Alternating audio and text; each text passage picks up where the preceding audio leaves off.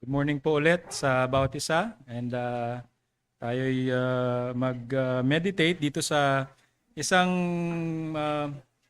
series ng passages, pero I will focus on 2 verses lang dito sa Hebrews. Nais ko magdala ng salita na magamit nawa sa patuloy na pag-encourage sa bawat isa sa iglesyang ito. Kaya dumako tayo dito sa Hebrews chapter 3. Hebrews chapter 3 at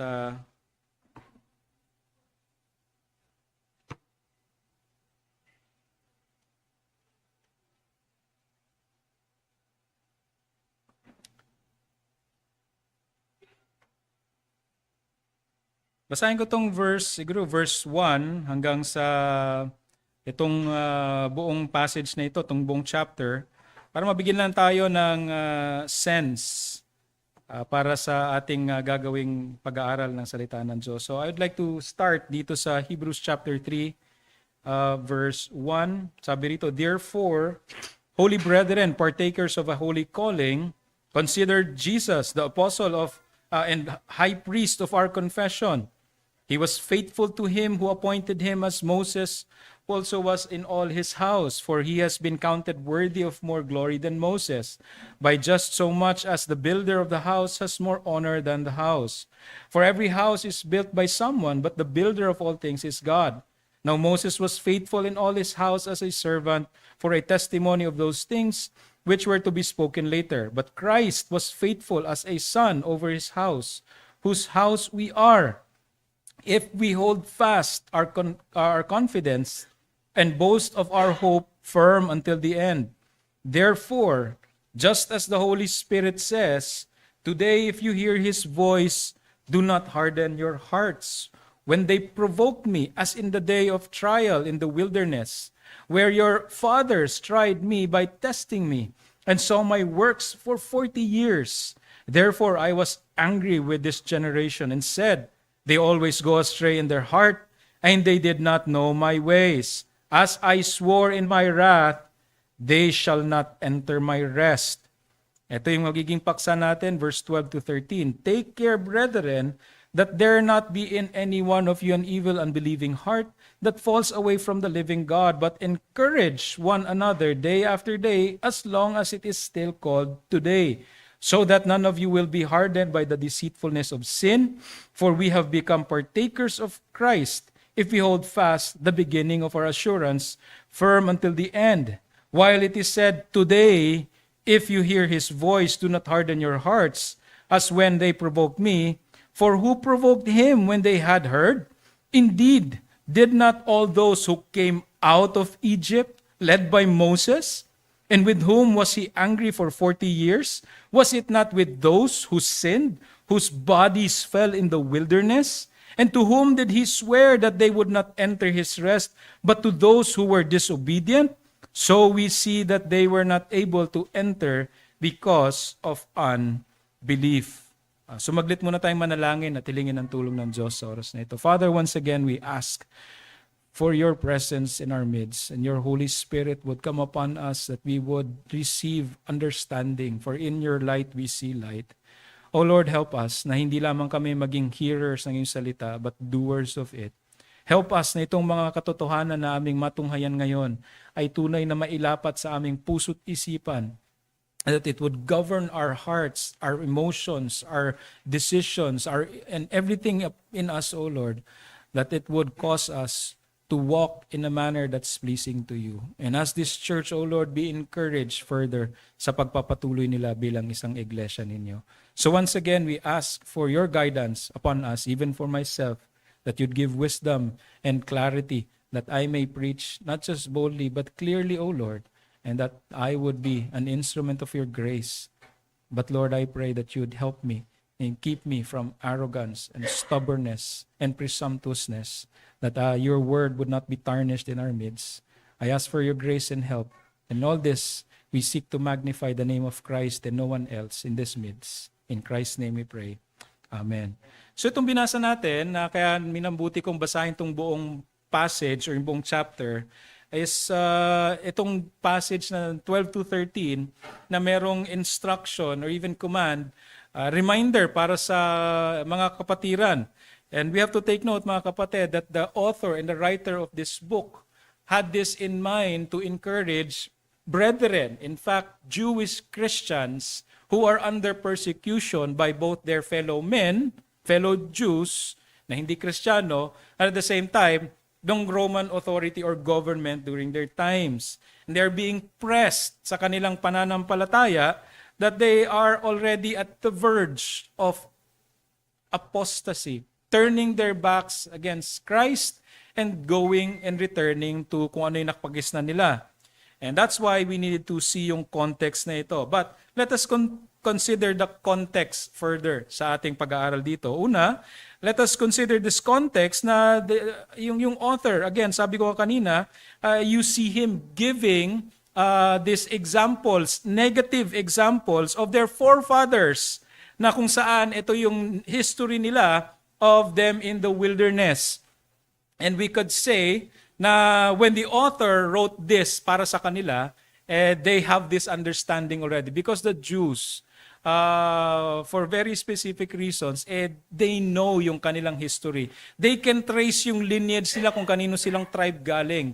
So ibig sabihin, tong narrative na ito na nire-recount ng writer, ng author ng Hebrews, ay hindi bago sa kanila. And that's why when he calls their attention and to remind them of this, alam nila yung pinagsasabi ng author at dapat makaka-relate sila. Pero bakit sinabi ng author ito at nirelate sa kanila yung kanilang history? Now, ano yung nirelate sa kanila? Yung rebellion at complaining ng kanilang mga forefathers. Ito yung constant na grumbling na hinighlight dito, no? They grumbled and complained. Particularly, makikita natin yung passage na yan dun sa Exodus 15, na kung saan, nung sila'y nauhaw, nandoon sila sa Mara, and dun sa Rephidim, na sila'y nauhaw at sila'y nagreklamo kay Moises. Sa Exodus 17 verse 1 to 4. They grumbled and complained of hunger dun sa wilderness. Wilderness of sin.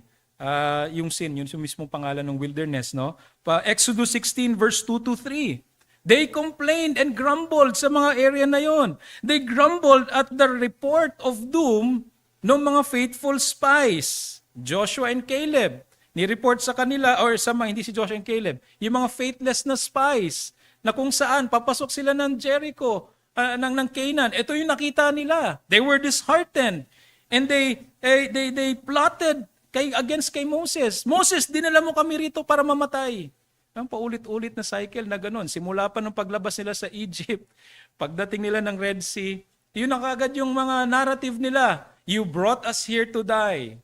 So yun yung mga constant na linyahan nila. Kumbaga, you brought us here to die, you brought us here to die. Mas mabuti pa doon, mas mabuti pa doon. Sana hindi na lang kami. Puro ganun, mga kapatid. And if you were Moses, during this time, naririnig niya lahat ng to. Not just one, not just 70, but perhaps 1 million. Huwag naman million. Sabihin natin, 100,000 ang naririnig mo na ganito yung bickering palagi. Reklamo ng reklamo. You Moses, you brought us here to die. They grumbled and plotted a coup against Moses. No, that's in Numbers chapter 14. Kung gusto niyo yung passages na yun, verse 4. And they distrusted God sa kanyang promise. Pero yung malala, pag binasa niyo dyan sa Numbers chapter 14 verse 3, they even accuse God as being evil. Hindi na si Moses po. Yung Diyos na mismo inaccuse nila. Can you imagine yung meekness and lowliness ni Moses sa mga panahon na ito? And that's why yung meekness ni Moses was exemplary. Oo, nawala yung temper niya here and there, pero my goodness, look at this. Kung gaano kadaming taon to, at ito yung maririnig mo. Baka nga, 1-2 tao marinig mo na mayroong sinasabi patungkol sa iyo, maghihimutok ka na sa galit. And these are the constant characteristic nitong mga taong ito, of their forefathers. But not just that. Pagdating ng verse 7 to 9, nung si Joshua na at si Caleb ang magdala ng kanilang report, in their trust towards God's faithfulness and encourage them, huwag kayong magrebelde sa Diyos. Ano yung tugon nila? Verse 10? Patay na rin natin itong mga to. That's how severe yung kanila. Hindi lang ito mga kapatid. Sana makita nyo kung gaano kalala itong kasalanan na binabanggit dito ng writer in remembrance and recollection para sa present readers niya. Your forefathers were like this. They have hardened their hearts. Yan yung reason bakit pinasa natin yun. To which the congregation rejected yung payo nila Joshua and Caleb. Magtiwala tayo sa Diyos. Don't rebel against God. They wanted to stone them. And ito yung highlight ng history nila as the writer relays to his readers. Ito mga example ng highlights ng truths. And likewise, dun sa mga readers na ngayon, sinusulatan ng writer na ito, ng author na ito, dapat nilang pakinggan, especially at the time of writing, na nararanasan nila yung mga pag-uusig, na sila ay malapit ng tumalikod kay Jesus. And even so for us now. What are these things? Mga highlights ng history nila. God spoke. He gave His commandments and promises. They heard. By the way, ito yung sa binasa natin, magmula dun sa Hebrews 3:1. God spoke. They heard it. Nakita nila yung mighty works for 40 years. 40 years, mga kapatid. Iba sa inyo dito, wala pang 40 years old. Iba sa inyo rito, siyempre, lampas na ng 40. And as you look back, ang mas matagal kayo, makikita nyo supposedly kung kayo'y Kristiyano, makikita nyo all the more yung goodness ng Diyos. Pero in this case, yung generation na yun na lumabas sa Egypt, how they have experienced yung mighty hand ng Diyos, magmula pa lang actually doon sa plagues.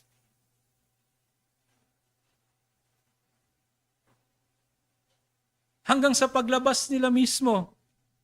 Even yung ultimong paglabas nila, na hindi nila kailangang magmakaawa, kundi sila na yung pinapaalis at sa kanilang pagpapaalis, they were given golds and gifts by the Egyptians.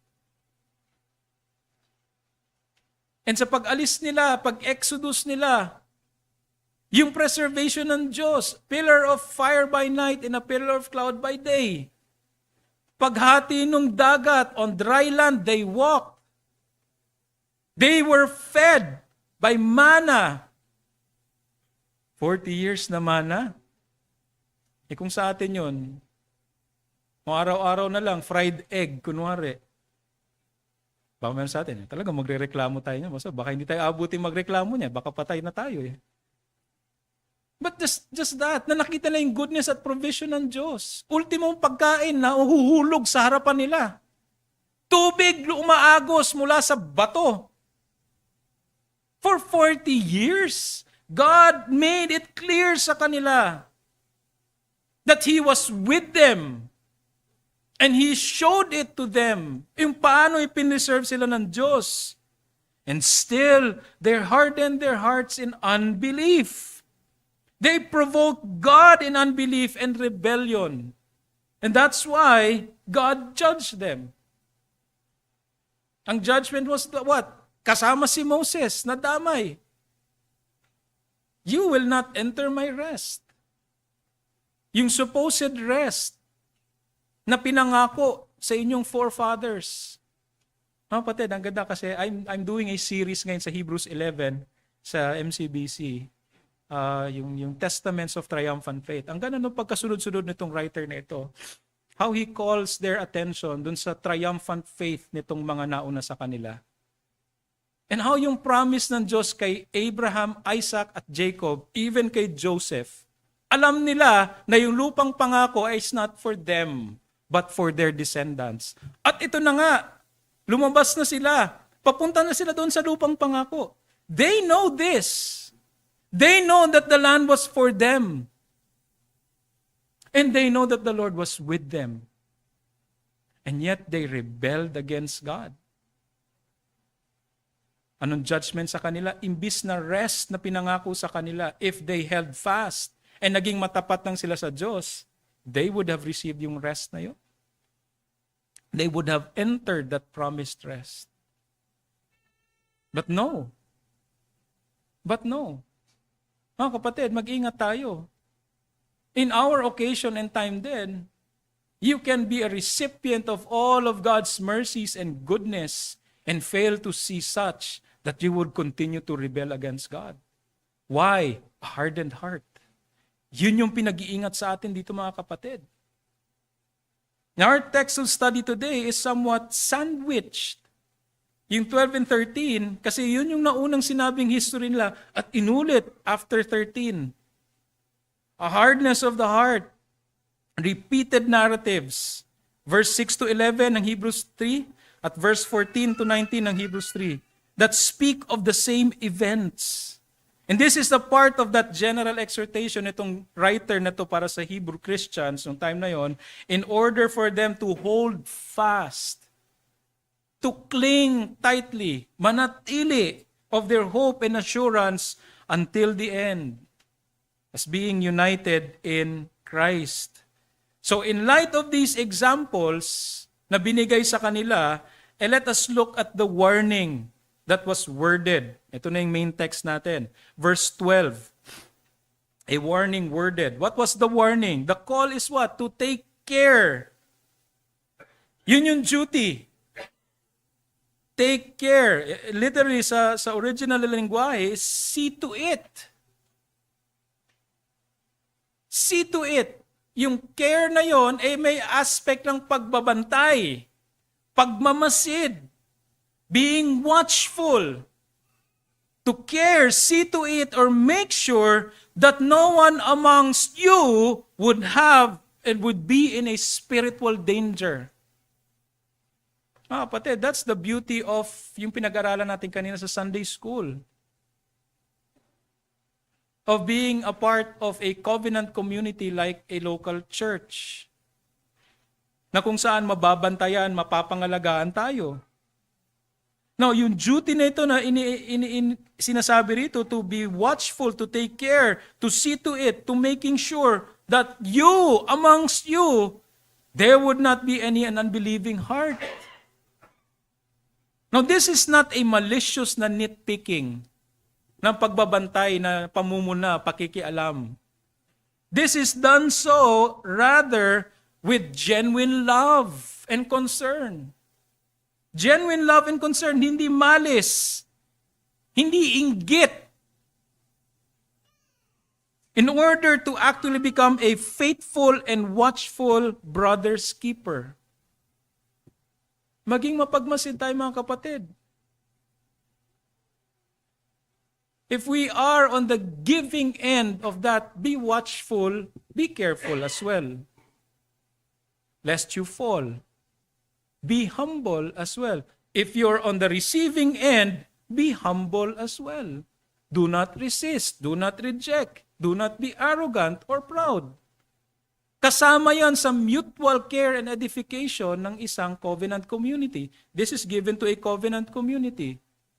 Nang example nila noon, covenant community.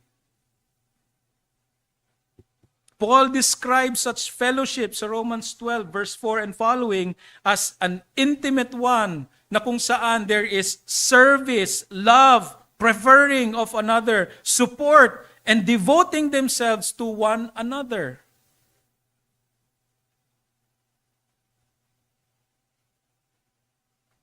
And this also emphasizes yung identity and character ng church, again, not as a mere institution lang or organization, like what we've heard kanina, but rather an assembly of believers that have voluntarily covenanted. May sumpaan na nangyari. May covenant. Mutual na covenant that before God and before each other to participate in mutual love and care. I am entrusting and covenanting and committing myself sa inyo bilang miyembro na kung saan aasahan ko na kayo papangalagaan niyo ako. You will watch over me. And I will have that duty to watch over you as well. Mutual care and love and edification. We have that duty, lest you don't know why you are here as a member of this church. That's part of that. Pero it is done so in love, as being members of one another, Romans 12:5. Therefore, itong relationship under Christ ought to be manifested in care and love for the brethren with a duty of watchfulness. Dapat walang resentment dito. If this is done honestly, carefully, and humbly.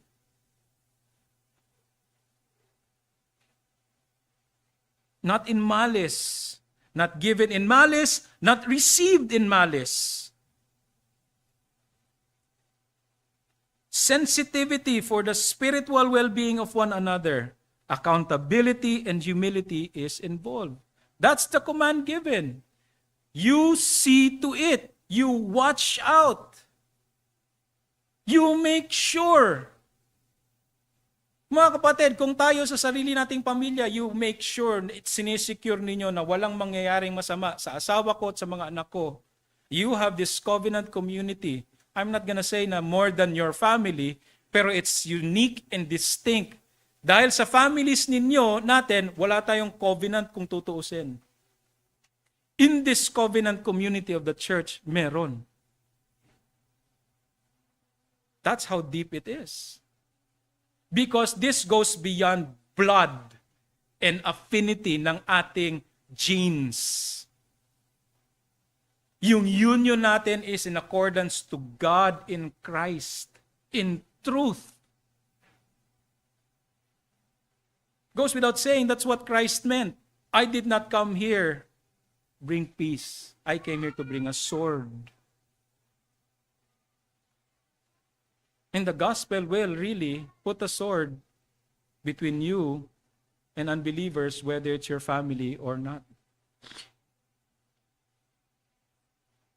Now, ano yung dangers? Binigay yung warning to see to it, to make sure that no one amongst you would have or would fall into an evil, unbelieving heart. Ano yung dangers dito? Well, yun yung nasabi ko. There are two dangers na minention na hindi siya distinct o magkaiba sa bawat isa, but rather they are closely interrelated and connected. Una, an evil and unbelieving heart that leads to departure and rebellion from God. An evil and unbelieving heart. In connection dun sa circumstances na nagpiplague sa kanila, sa Jewish believers at the time, distrust and dissatisfaction, it seems to be yun yung direction na yung mga believers na ito are leaning towards. Ang thought most likely is that, akala ko ba, we have believed in Christ. We have believed His promises. Pero bakit ganito? Napakahirap pala. They're at the verge of what? Listening to all these things na nangyari sa kanila. And they're on the verge of distrusting and disaffected sa Diyos in following Christ. And they're tempted to go back to the Judaistic religion that seemed perhaps safe para sa kanila, safe space. Ito mas safe dito kasi kung dito hindi tayo uusigin. Wala nang persecution from our fellow Jews.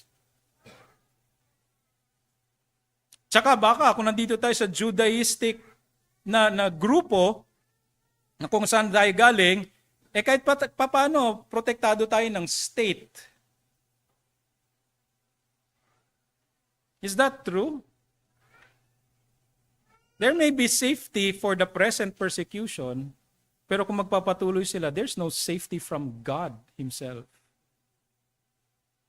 And yun yung temptation sa kanila. And it's quite similar, mga kapatid, dun sa forefathers, kaya binigay nung writer, ng Jewish author, sa kanila to remind them. Because ganito na yung itsura ninyo. Sinusundan nyo na yung pattern ng forefathers ninyo when they said, "You brought us here to die, Moses." Parang hindi niyata to safe para sa amin. Mas mabuti pa yatang bumalik kami kung saan kami safe. Safe? Safe dun sa mga Egyptians? And then you counter yung goodness ng Diyos sa inyo and you identify it as mean and evil? And yung Egyptians na 400 years, kayong sinalaula. Genocide after genocide. Hard labor after hard labor. Injustice above all. Safe pa yun? That's how foolish a mind is when not madapuan ito ng disaffection at distrust. It becomes dull of reasoning. Their forefathers did what the writers wrote about them. When confronted by distressing situations, they always grumbled and complained. And their life in Egypt is better. Same na ginagawa nila ngayon. At least papunta na doon. Both dito, words used, evil and unbelieving, describes the heart that signifies an inward condition that brews within. An evil and unbelieving heart. May namumuo na. Meron na, kung mahilig ka magkape, meron nang nagbubrew sa loob. Perhaps because of a lack of knowledge of God. Or an overburdened heart. Or of sin. Or all of the above. Na kung saan ang pag-iisip ng isang supposed na Christian ay maglilin towards abandoning the faith for safety. Now, this ultimately causes one to begin to think less of God in his distrust. Diyan nagsisimula. And if these conditions of the heart are left unattended, and ultimately, it can ultimately lead towards rebellion and apostasy, as the word yung falling away literally signifies. That there will be no one among you with an evil, unbelieving heart that will fall away. So ano yung pastor? Pwedeng mawala yung kaligtasan nila? No, that's not what it says. Those who fall away will prove that they were never really a part of that community. Same with what John said. They went out from among us because they never really were of us. I'm not talking about fellow believers na umalis. Please. But this is talking about not following Christ. Not following a certain person, but following Christ. Who turn their backs against Christ for the sake of safety, comfort, convenience, and of sin. Sin. An evil and unbelieving heart. This is what happened to many of the Israelites who provoked God in rebellion, and they were judged. They never entered the promised land, the promised rest. Ito yung nabanggit kanina dun sa epistle. And as you can see mga kapatid, etong part ng Jewish nation noon only proves that not all Israel are Israel. They were judged by God. And you see yung narrative later on na ginamit itong principle ng rest, of entering the rest. Even kay Joshua, sasabihin ng writer na even now, there is a promised rest. Not the rest that Joshua had when they entered the promised land, but the rest of eternity to be with the Lord. And if you are not careful, you will not enter that rest. Ang question dito, is it an evil heart na dahil sa unbelief? Or an unbelieving heart that is caused by wickedness? Or unbelief? Or an evil, unbelieving heart caused by wickedness or evil? And yung next na danger na minention dito seems to clarify it. What is that? Ang sabi kasi dyan, Sa verse 13, but encourage one of you as another, a day after day as long as it's called today, so that none of you will be hardened by the deceitfulness of sin. Yung unang danger kanina, that there will be not anyone among you, an evil, unbelieving heart that falls away from the living God. But there's also another danger. Those be hardened by the deceitfulness of sin.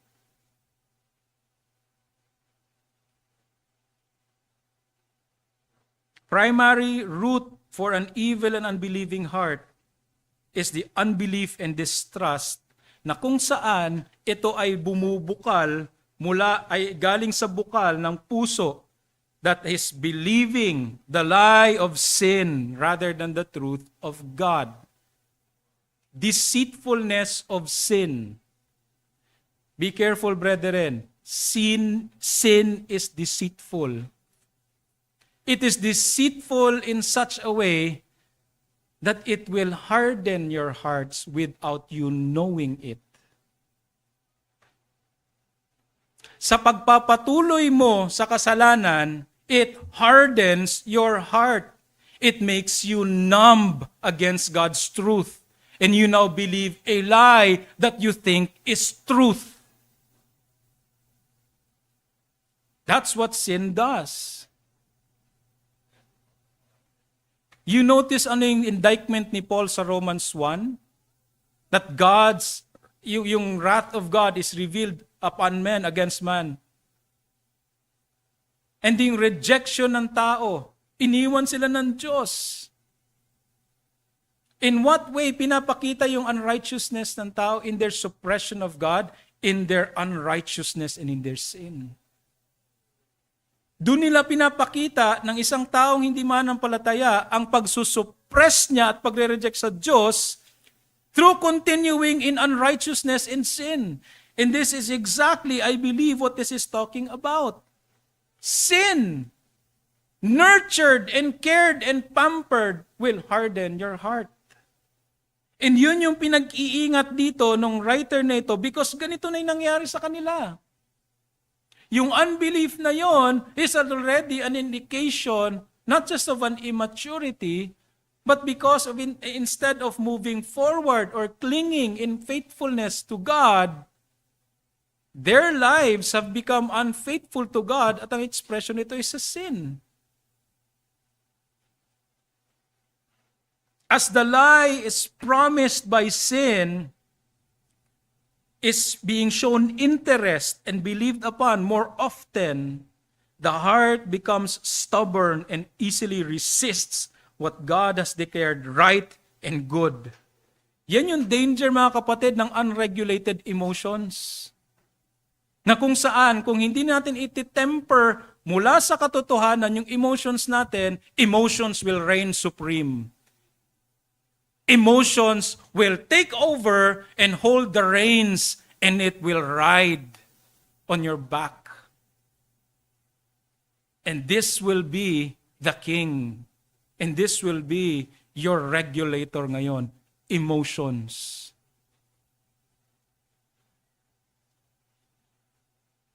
I feel, I think. Sin always aims to defy God and promote man. And in such promotion, it eventually destroys man. Why? God is opposed to the proud. He sets his face, literally yung word. He sets his face or he sets himself in battle array against the proud.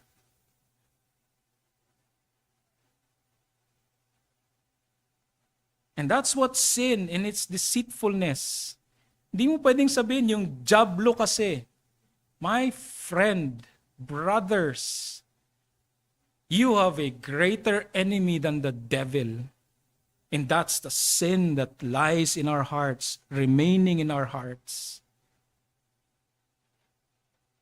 The devil cannot make you sin. Ano sabi ni James? We are drawn to temptation. We are drawn to sin when we are yung lust natin. driven by our own lust. It's from our hearts, even Christ Himself. Ano yung nagde-defile sa tao? Not that what comes in, but what's already inside that defiles a man. Our remaining sin, our hearts. And if we're going to ride this pony that we think nasasakyan natin, tong emotions natin, and with sin, make no mistake, you're not riding that little cute pony. It's riding you. It's controlling you.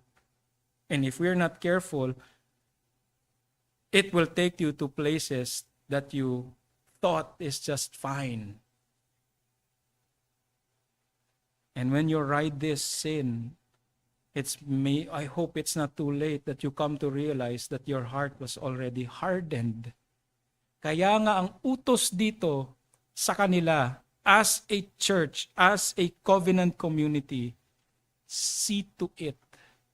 That means labor, mga kapatid. That means involvement. Hindi pwede maging passive lang dito. Hindi pwede maging freeloader and free rider sa isang context ng covenant community. When one bleeds and aches in pain, we all bleed and ache in pain. When one rejoices, we all rejoice. When one is affected, the body is affected. That's the picture.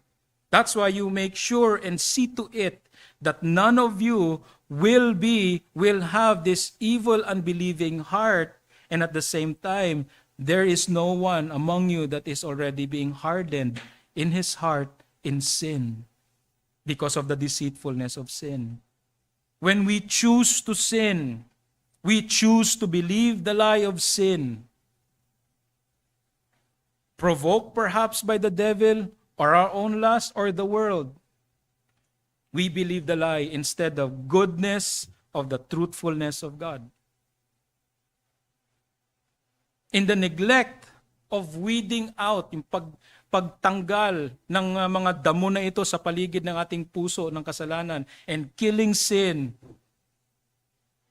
it remains in us. We subject ourselves to the hardened heart na state, an insensitive and indifferent heart towards God and the things that pertain to Him, ultimately revealing that one who professes faith yet continues to delight in the habit of sin may be an apostate or a false convert. Kaya pinag-iingat ang bawat isa sa loob ng iglesia. At ang pag-iingat na ito ay hindi selfish and self-centered. You, plural, see to it that none of you. This is not a license to arrogance and pride and self-righteousness. We make sure also sa ating sarili, but at the same time, we have that same duty towards another. Therefore, it is vital, individually as believers, to keep watch sa ating spiritual welfare in relation to the deceitfulness of sin that may harden our hearts. It is also vital that as members of one another to keep watch and make sure that we are being kept from having an evil and unbelieving hearts. That's why yung mga one another na terms in the New Testament is crucial. We bear one another's burdens.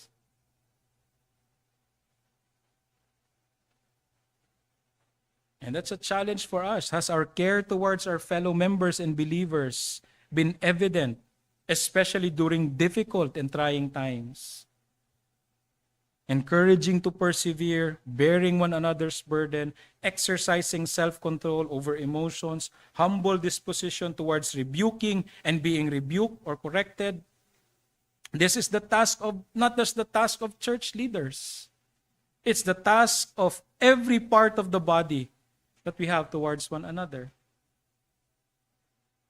Now, in light of these warnings then, the writer adds a corresponding duty. Yes, see to it, watch out, but the exhortation in verse 13 is given dito. But encourage one another day after day, as long as it's called today. Encourage. And that's the exhortation na binigay, na in-express. The express duty by way of contrast against sa watching na yon, kung ano yung pagmamasdan o pagbabantayan, is to encourage and strengthen one another constantly as we're given today. Today, tong araw na to. Not tomorrow, today. Sabi mo, bukas na lang, bukas ko i-encourage si kapatid. Bukas ko i-rebuke, bukas ko i-gaganito. No, today. We're given only today. You don't have tomorrow yet. We don't have tomorrow yet. What we have is today. Kaya yung encouragement is this. Encourage one another as it is called today. The word used is the same as the activity of the Holy Spirit to call alongside a paraclete na kung saan He admonishes, comforts, encourages, strengthens by consolation, not flattery. And even to teach or to instruct. And in that context, mga kapatid, that's where unity is set in order sa ganong location, sa ganong seedbed. We are to maintain this burden, to be alongside our brethren, making sure that we are all walking together in stride, in obedience to our God. At yung mutual strengthening is even more needful now, even sa present situation. We are not called to do so only during Sundays and gatherings or fellowships, but day to day, as constant as it should be. Even though when we do not see each other, you pray for the brethren. And the point is this, let us constantly be mindful of mutual strengthening of the brethren in whatever opportunity and means God has given us, especially in difficult and unideal times. So we are called, mga kapatid, to see to it, to make sure that there's no one amongst us has an evil and unbelieving heart, and that no one is being hardened by the deceitfulness of sin. Paano mangyayari yan kung wala tayong pag-ibig sa bawat isa? A love that springs from, first and foremost, the love from God. The love of God mismo.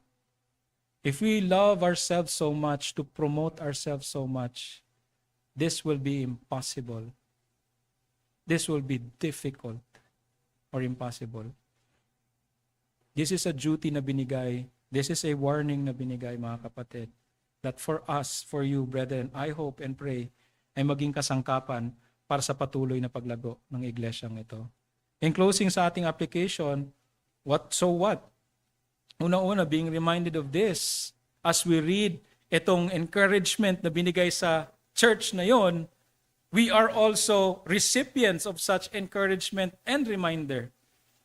But not only reminders for these things, una-una, pasalamatan natin yung biyaya ng Diyos na umabot sa atin, who overcame yung hardness ng ating puso, who once were rebellious sa Diyos in your own ways. Marami sa atin dito talagang lantaran ng pagre-rebelde sa Diyos. Lantaran ng pamumuhay sa kasalanan. Pero marami din sa atin marahil, baka hindi naman lantaran yung kasalanan, pero ikaw alam mo na makasalanan ka, tago yung kasalanan mo. O marahil yung kasalanan mo ay napakataas ng tingin mo sa sarili mo. You're self-righteous. Either way, such rebellious and evil hearts, tinugunan ng Diyos. By opening our hearts and our minds, na makita natin yung beauty ni Christ against the ugliness of our sins. And in that, mga kapatid, makita natin hanggang ngayon yung reality na yon. So we praise and thank the Lord for such work that He took a heart of stone and gave us a heart of flesh, a new heart na ngayon ay tumitibok, lumalapit sa Diyos, kumikilala sa Diyos. Salamat sa Diyos at kay Kristo Jesus na siyang tinapos niya yung gawa dun sa krus ng Kalbaryo. At dahil dito mga kapatid, nahugasan yung mga kasalanan natin. Hindi lang nawala at naglaho bigla. Our sins did not disappear. Na parang snap ni Thanos. Na parang nawala na lang, kinalimutan na lang. O parang yung sa Men in Black na parang finlash sa'yo na gano'n, mawawala na lang bigla. Wala ka na maaalala. No. Your sins deserve death and the wrath of God. And it was endured by Christ dun sa krus ng Kalbaryo. Binayaran ni Jesus in full. Not a single drop wasted. He drank the cup full to the last drop. Na yung wrath ng Diyos na dapat sa atin, yung puot ng Diyos, yung impyerno na walang hanggan, yung puot ng Diyos na dapat sa iyo at sa akin. Tinapos ni Jesus lahat doon. Tinanggap niya. Not only that, yung tinapos niyang ginawa sa krus ng Kalbaryo at the same time, yung pagdamit o pagbihis o pagbalot sa atin ng kanyang katuwiran. Perpektong katuwiran. Na dahil dito, maaari tayong tumayo sa harapan ng Ama. Katanggap-tanggap. Maaari tayong magbigay ng papuri. Maaari tayong umawit. Maaari tayong manalangin. Maaari tayong mamuhay ng may kaluguran sa harapan niya. Why? Because of Christ. This is my beloved Son, in whom I am well pleased. Hindi kay Elijah, hindi kay Moises. Hear ye him. And mga kapatid, that's what we are going to remember even for a while. Sa pagpartake ng Lord's Supper. What Christ has done is not only sufficient, but should scar our minds and eyes. Thus we should always reflect sa ginawa ni Jesus so that yung ating paglakad sa natitirang buhay natin dito sa mundo is always in view of the cross and in view of His return at the same time. We live in these two peak of times. The day the Lord Jesus Christ died on the cross and the day that He will return. And nawa mapaalala sa atin. In fact, the supper reminds us of that. Both. But more so what Christ did para sa atin. Praise be to God. Now, also, without sacrificing or neglecting our own spiritual well-being, let us also labor, gaya ng inutos dito, to have a sincere, caring watchfulness for our brethren's spiritual well-being, that no one among us would fall away in rebellion and apostasy from God. Let us make good use of our time sa mga bagay na ito. And if you hear the preaching of God's Word, humble your hearts. Sana ang nakikita natin, ugali natin, make this habit mga kapatid, pag may narinig tayong preaching, walang ibang picture kayong nakikita kundi sarili ninyo. That you will not accuse anyone na, ay, para kay ganito to. Feeling ko para kay ganito talaga yan eh. Saktong-sakto talaga to sa kanya eh. How arrogant. Sana maging tulad tayo ng publican. Be merciful to me, the sinner. Instead of resisting, rejecting, being malicious, it's God who speaks in His Word. If His Word is preached faithfully, we receive His Word. That's part of us making sure our own selves, we watch ourselves. But at the same time, we watch others. Hindi sa pagbabantay lang in malice and say, tingin ko ganito yan eh. No, be careful. Be careful. But nevertheless, do this duty prayerfully and humbly. And remember, let us make use of our time, communicate, and know the circumstance of the brethren na kung saan ikaw ay pwede maging paraclete to call alongside, to be a fellow yoke bearer, especially the downcast and heavy-hearted. Be careful of the deceitfulness of sins. Have your passions governed and guarded by God's truth instead of your own lust and remaining sin. Make sure that these do not mark your life, lest you be a reprobate. And lastly, to our friends, as you remain outside of Christ, hanggang ngayon, you're resisting and delaying yung response dun sa panawagan niya. Marang hindi ito yung first time na marinig mo yung panawagan ng Ebanghelyo. Natalikuran mo yung kasalanan at manampalataya kay Jesus. And as you continue to remain there, just like the warning given, you're hardening your hearts. And kung nagpapatuloy ka hanggang ngayon, you have hardened your hearts. And be careful. Be careful because such hardening of the hearts, may kahantungan yan.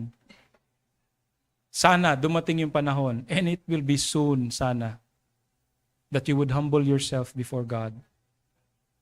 Submit yourself to God in Christ. Repent and believe in the Lord Jesus Christ. Be forgiven and be saved. Let's pray. Panginoon, salamat po sa palaalang ito that you've given us this morning.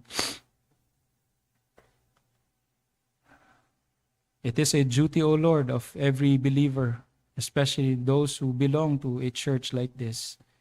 Tulungan niyo po kami na sa aming pamumuhay bilang isang iglesia ay hindi kami kanya-kanya sa aming layunin. But as what is being appealed to here, that we are to care for each other, lovingly care for one another.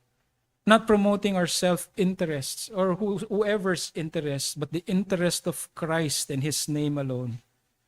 And Lord, help us na sana magampanan namin ito ng may pagpapakumbaba. Sana magampanan namin ito na kung saan ay ang pakikitungo namin sa bawat isa ay mabahiran ng biyaya ninyo. Hindi ng pagmamataas, hindi pagmamayabang. Oh Lord, help us to put away pride. Help us to put away deceit. Help us to put away selfishness and ambition sa aming mga puso. That we would really care for and love the brethren enough that we would see to it, not in malice, but in love. See to it that no one amongst us would have or would fall into an unbelieving and evil heart, or worse, a hardened heart deceived by sin. O Lord, i-preserve niyo po itong iglesyang ito from such, sa pagpapatuloy nila in challenging circumstances, so aming Panginoon. Gaya ng narinig namin kaninang umaga, you loved your church and you continue to love your church. And you love Herald of Grace, O Lord, that you would preserve it until the end. And may your people here have a glimpse of such, that their hearts would be strengthened, that minds would be renewed, love would be refreshed and replenished, that they would see Christ most beautiful and precious above all, and their brothers as such, that they, with David, would also say, these are whom I delight. We bless your name and commit this to you in Christ's name. Amen.